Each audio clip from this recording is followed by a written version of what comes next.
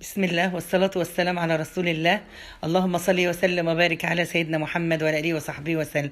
يوم جديد وروتين جديد وطاقة إيجابية ويوم جميل النهاردة، وهنعمل أكلة من الزمن الجميل ما شاء الله. تعالوا نجرب بقى ونرجع للزمن الجميل كده وناكل أكلة تفتح النفس، ونشوف بقى الاكله الجميله دي معانا هنعمل ايه النهارده. هنعمل البصاره يا حبايبي، اكله جميله من ايام ما كانت امهاتنا واجدادنا بيعملوها، وفي ناس لسه بيعملوها وبنعملها، والله جميله اكله تفتح النفس.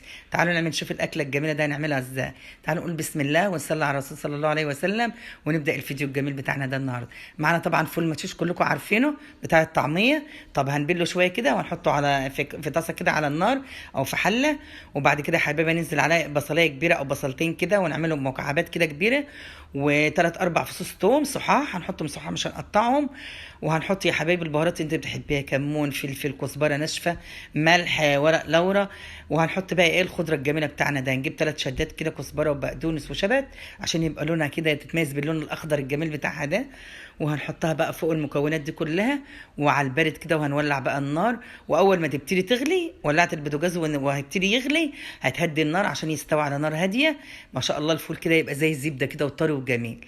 ما شاء الله يا حبايبي اكله جميله وما شاء الله هنعملها النهارده مع بعض. طيب اللي انا بحطه ده ايه؟ ده اللي بحطه ده نعناع ناشف، ورق نعناع عندك كل ده يتفرم وهيتصفى تاني. ورق نعناع ناشف عندك، ورق اخضر الموجود عندك. استوى على الهادي كده على طريقه هاديه كده على النار. طب هنبتدي نجيبه في الخلاط بتاعنا ده ونضربه ايه ضربتين ثلاثه كده وهنصفيه ليه؟ لان هيطلع بقى من تفلاي من بتاع النعناع من بتاع الخضره، اي حاجه ماشي. طيب هنيجي بعد كده ايه سويناه على نار هاديه برده، البصاره سويناها على نار هاديه كده عشان ما تشتش منها وتلسع. هنجيب البصل الجميل بتاعنا ده، هنقوم مقطعينه ايه جوانح كده رقيقه خفيفه كده بقى، مش تخينه مش سميكه. وهنبتدي نحمره في الزيت زي ما بنعمل بتاع الكشري كده ماشي. البصله بتاعتنا استوت، هنغرفها في الاطباق الجميله بتاعتنا ديت، وبعد كده هنسيبها تبرد خالص على جنب. حمرنا البصل بتاعنا.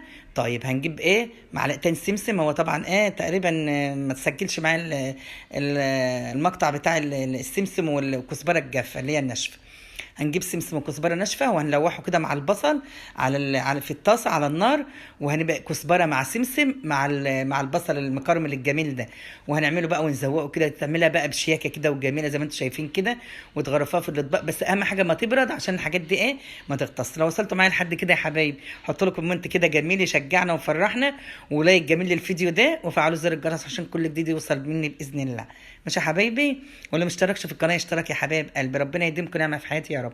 ايه رايكم بقى في الطبق الجميل ده؟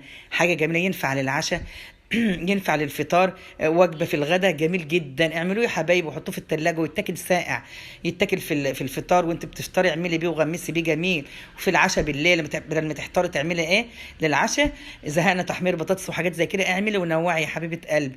ينفع في كل حاجه وبتاكل طبق بارد كده ساقع في الجو الحار اللي احنا فيه ده. جربوه واعملوه يا حبايبي، ونرجع للزمن الجميل بتاع ايه بتاع اجدادنا وجداتنا كده والحاجه الجميله دي. ده حاجه وجبه حلوه وجميله بتسد طرقه وجميله جدا والله.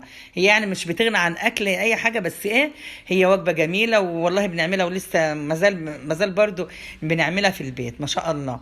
يا رب الفيديو ده يعجبكم النهارده. ما تنسوش اللايك يا حبايبي.